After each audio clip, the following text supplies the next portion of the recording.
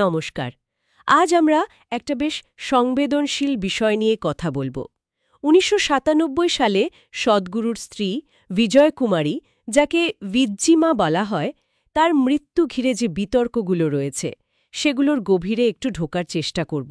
হ্যাঁ, বিষয়টা বেশ জটিল আর নানা রকম মতামত শোনা যায়। আমাদের হাতে কিছু উৎস আছে, মানে বিভিন্ন রিপোর্ট, সাক্ষ্য, এসব আর কি।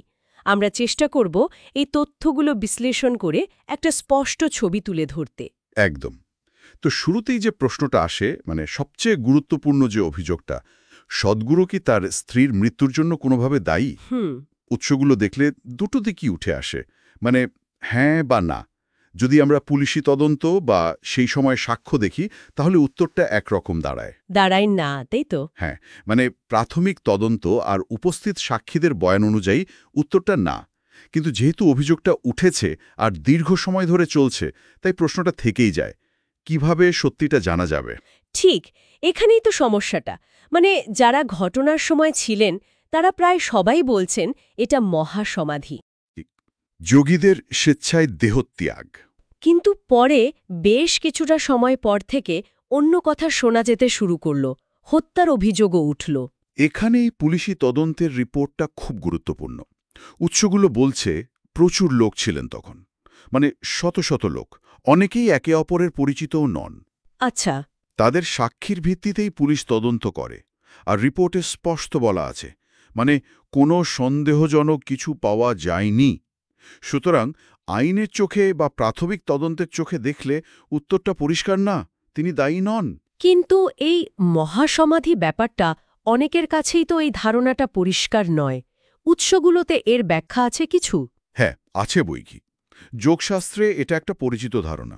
মানে একজন সিদ্ধ যোগী যখন মনে করেন তার কাজ শেষ, তখন তিনি স্বেচ্ছায় সজ্ঞানে শরীর ত্যাগ করেন।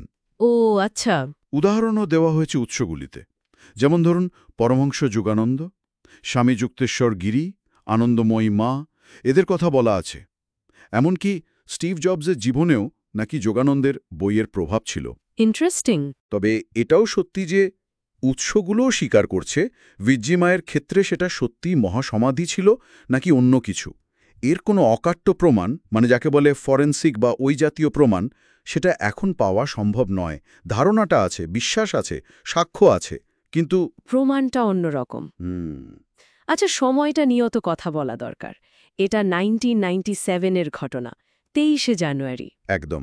আর তখন সদ্গুরু আজকের মতো এত পরিচিত বা প্রভাবশালী ছিলেন না। কোয়েম্বাটুরের কাছে একটা বেশ প্রত্যন্ত জায়গায় একটা ছোট যোগা সেন্টার চালাতেন। তাহলে যে বলা হয় রাজনৈতিক প্রভাব বা ক্ষমতার জোরে কিছু ধাপাচাপা দেওয়া হয়েছে, সেই তত্ত্বটা কতটা খাটে?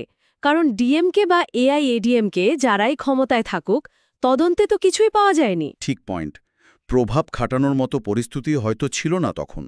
আর একটা বিষয়, বিজ্জিমার নিজের ইচ্ছার কথাও উঠে এসেছে উৎসগুলোতে। কিরকম? বলা হচ্ছে তিনি নাকি সদ্গুরুর কাছে মহাসমাধি নিয়ে শুনে খুব আগ্রহী হয়ে ওঠেন। সদ্গুরু নাকি মেয়ের কথা ভেবে তাকে অপেক্ষা করতে বলেছিলেন, কিন্তু তিনি বেশ দৃঢ়প্রতিজ্ঞ ছিলেন। নিজের ইচ্ছায়? হ্যাঁ, এরকমই বলা আছে। তিনি নাকি জীবনের সবচেয়ে সেরা সময়ে, মানে যখন তিনি সবচেয়ে সুখী, সেই অবস্থায় শরীর ছাড়তে চেয়েছিলেন। স্বামী গুরু ভিক্ষা বলে একজন, যিনি একদম প্রথম দিকের স্বেচ্ছাসেবক ছিলেন, তার কথাও আছে। তিনি বলেছেন এই নিয়ে ওদের মধ্যে আলোচনা হতো, যদিও তিনি নিজে প্রথমে অতটা বিশ্বাস করেননি বা গুরুত্ব দেননি। আর দাহ কার্য নিয়ে যে বিতর্কটা আছে, ওনার বাবা অভিযোগ করেছিলেন। হ্যাঁ, করেছিলেন। তবে সেটা ঘটনার বেশ কয়েক মাস পরে, প্রায় ৯ মাস পর। মূল অভিযোগটা ছিল তারা পৌঁছনোর আগেই দাহ করে ফেলা হয়েছে। সদ্গুরুর কি যুক্তি ছিল? সদ্গুরুর যুক্তি ছিল তার শিক্ষা অনুযায়ী, মানে তিনি বিশ্বাস করেন মৃতদেহ যত তাড়াতাড়ি সম্ভব দাহ করা উচিত, সমাধিস্থ করার চেয়েও। তিনি নাকি ১০-১১ ঘন্টা অপেক্ষা করেছিলেন। আর মানে ওনার শ্বশুরের অভিযোগে কিন্তু সরাসরি হত্যার বা ষড়যন্ত্রের কথা ছিল না, শুধু সময়ের উল্লেখ ছিল। এটা একটা গুরুত্বপূর্ণ দিক। আচ্ছা, পারিবারিক প্রেক্ষাপটটা যদি দেখি, তাদের মেয়ে রাধে জাগ্গি তো এতদিন ধরে বাবার সঙ্গেই আছেন। হ্যাঁ, ২৫ বছরেরও বেশি সময় ধরে, এবং শুধু থাকা নয়, বাবার কাজেই যুক্ত। এটা তো একটা বড় ইঙ্গিত, তাই না? মানে তিনি নিশ্চয়ই মনে করেন না যে তার বাবা তার মাকে হত্যা করেছেন। স্বাভাবিক, যদিও কেউ কেউ হয়তো ব্রেন ওয়াশিংয়ের যুক্তিও দিতে পারেন। হ্যাঁ, সেই যুক্তিও শোনা যায়। তবে উৎসের লেখক বলছেন তিনি সদ্গুরু, তার মেয়ে বা ঈশার অনুগামী, যাদের অনেককেই তিনি বেশ যুক্তিবাদী ও সুস্থ মস্তিষ্কের বলেই মনে করেছেন, তাদের মধ্যে ব্রেন ওয়াশিংয়ের কোনো লক্ষণ দেখেননি। কিন্তু এত কিছুর পরেও অভিযোগগুলো চলছে, আদালতে প্রমাণ নেই, তদন্তে কিছু পাওয়া যায়নি, কিন্তু বিতর্ক থামেনি। ঠিক।